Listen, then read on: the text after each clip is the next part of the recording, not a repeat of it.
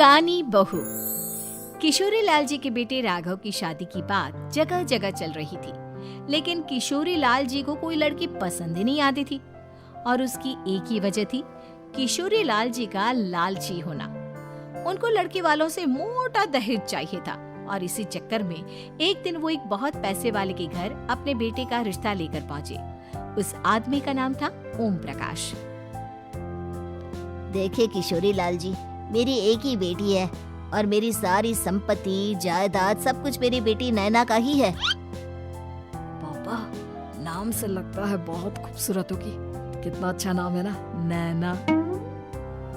ओ, वैसे बात तो सही है आपकी। अब इतना पैसा है, जमीन जायदाद है, इकलौती बेटी, आप भी क्या करेंगे? सब कुछ उसे ही देंगे ना। बिल्कुल ठीक पहचाना आपने। बस बेटी की शादी और सारी जायदाद उसके नाम। पापा, बिना देखे हाँ कर दीजिए ना। इतना अच्छा रिश्ता फिर कहाँ मिलेगा? माला माल हो जाएंगे हम। मैं अपनी बेटी को बुलाता हूँ। अरे नहीं नहीं नहीं नहीं, आपकी बेटी का नाम नैना है, सुनकर ही लगता है बहुत सुंदर होगी। रहने दीजिए अंकल, मैं तो आपकी बेटी के नाम से ही इतना खुश हो गया हूँ कि उसे बिना देखे शादी करने को तैयार हूँ। अब तो मैं उसका चेहरा सीधे शादी के बाद ही देखूंगा। और इस तरह राघव नैना का चेहरा नहीं देखता और उससे शादी कर लेता है। शादी के बाद अपनी सुहाग रात पर जब राघव नैना का घूंघट उठाकर देखता है तो नैना की आंखें बंद थी। कितनी खूबसूरत हो तुम नैना। जरा अपनी आंखें खोलकर मेरी तरफ देखो तो सही। नहीं, मुझे शर्म आती है। अरे, मैंने तुम्हें शादी से पहले भी नहीं देखा और अब अगर तुम आंखें खोलकर मुझे देखोगी भी नहीं तो मुझे अच्छा कैसे लगेगा?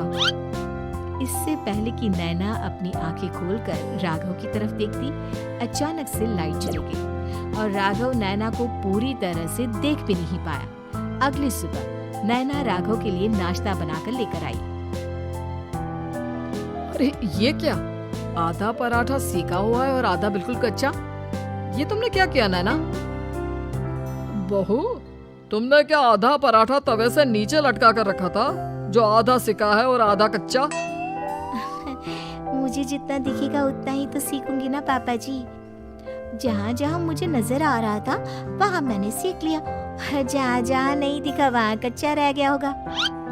इसका क्या मतलब है? ये कैसा मजाक कर रही है तुम? अरे बहू, तुमने इतना लंबा घूंघट क्यों लगाया हुआ है?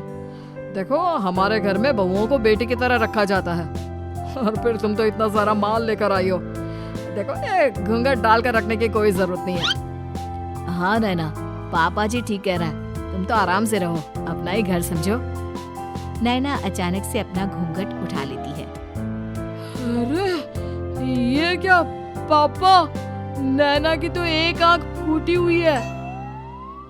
नाम से नैना, लेकिन ये तो कानी बहू निकली। मेरे साथ धोखा हुआ है, धोखा। बिना दिखाए अपनी कानी लड़की मेरे संग ब्याह दी। मुझे कानी भी नहीं चाहिए। मुझे अभी ओम प्रकाश जी से बात करनी पड़ेगी। आखिर उन्होंने मेरे साथ ऐसा किया क्यों? अरे, आप लोगों ने ही तो पापा से कहा था कि आप लोग शादी से पहले मुझे देखना नहीं चाहते। अब मेरे पापा पर क्यों इल्जाम लगा रहे हैं? अरे लेकिन उन्हें बताना तो चाहिए था ना कि तुम कानी हो, एक आंख से तुम्हें दिखाई नहीं देता। किशोरी लाल और राघव नाराज होकर ओम प्रकाश को अपने घर बुलाते हैं। पापा जी, ये आपने क्या किया?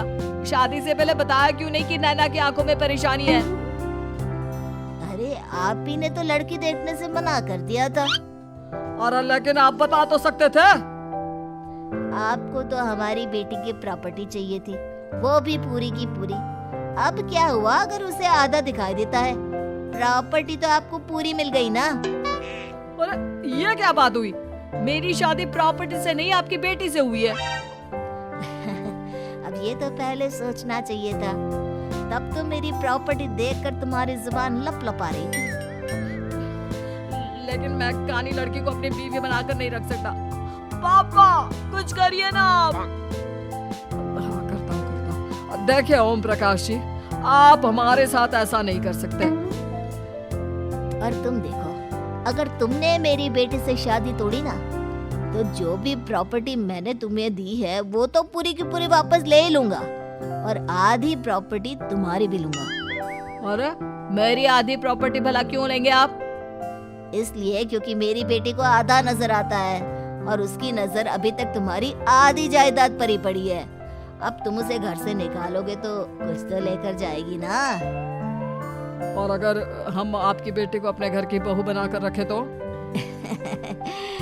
तुम्हारी पूरी प्रॉपर्टी तुम्हारी ही रहेगी, और जो मैंने तुम्हें दिया है ना, उसमें से बस मैं आधा लेकर जाऊंगा।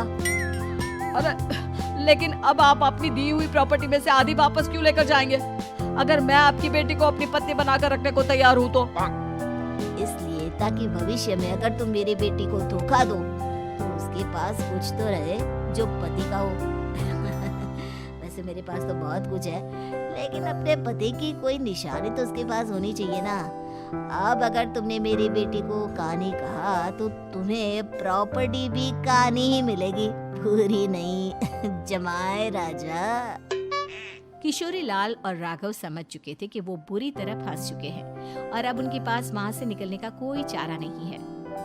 अब समझ में आया ना, लालच बुरी बला होती है।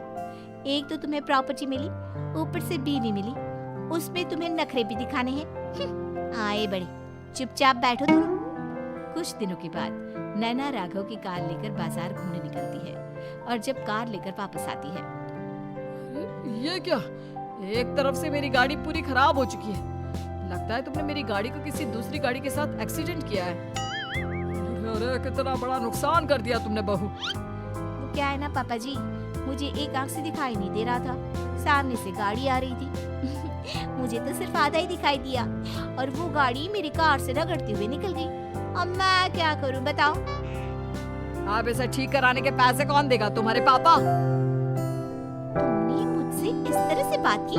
अभी रुको। नैना राघव की शिकायत ओम प्रकाश को कर देती है। देखो राघव, अब जो मेरी आधी प्रॉपर्टी तुम्हारे पास थी ना, उसमें से आधी और मैं लेकर जाऊंगा, क्योंकि तुमने मेरी बेटी को डांटा। अरे नहीं पापा जी, गलती हो गई, माफ कर दो। गलती की तो कोई गुंजाइश ही नहीं। अगली बार मेरी बेटी को डांटा तो बची हुई आधी में से आधी और ले जाऊंगा। लालच के चक्कर में हम दोनों ने बहुत बड़ी गलती कर दी बेटा। एक तो तुम्हें कानी बहू मिली और ऊपर से जो माल मिला वो भी काना। इस तरह राघव की हर एक गलती पर ओम प्रकाश उसकी प्रॉपर्टी का आधा आधा हिस्सा लेकर अपना सारा माल वापस ले गया और राघव को कानी बीवी से काम चलाना पड़ा। भाई लालच वाकई में बुरी बला है।